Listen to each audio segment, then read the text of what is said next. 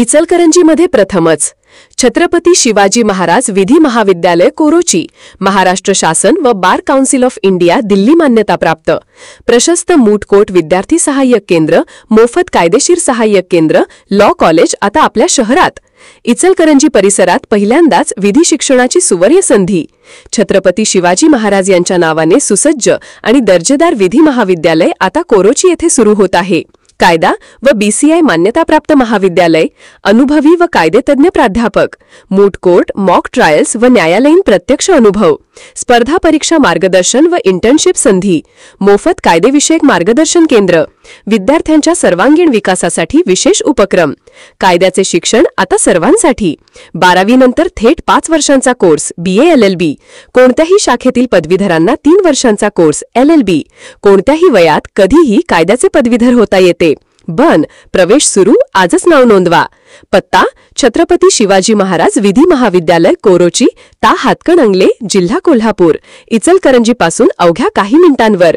संपर्क 9960802318, 9922836887, 449483066654, 4921023116.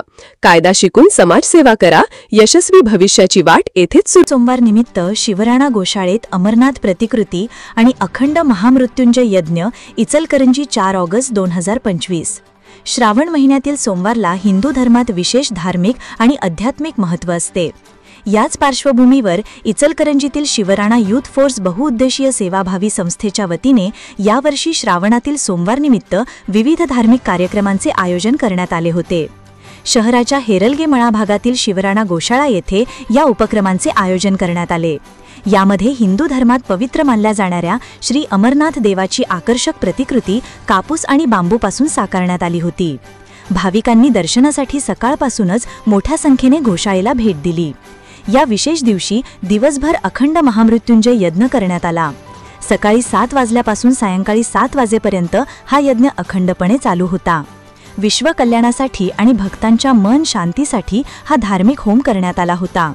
या संपूर्ण उपक्रमात अरुण तिवाडी, अनिकेत बांगड, भगवान खंडेलवाल, रोहन हेरलगे, राजतिलक लाहोटी यांच्यासह शिवराणा संस्थेचे पदाधिकारी आणि सदस्यांनी मोठ्या उत्साहाने सहभाग घेत परिश्रम घेतले. भाविकांनी घेतलेले दर्शन, दिलेल्या यज्ञाहुती आणि आध्यात्मिक वातावरणामुळे गोशाळा परिसर भक्तिरसाने न्हालेला दिसून आला. Hey there. Subscribe to my channel. And also press this bell icon.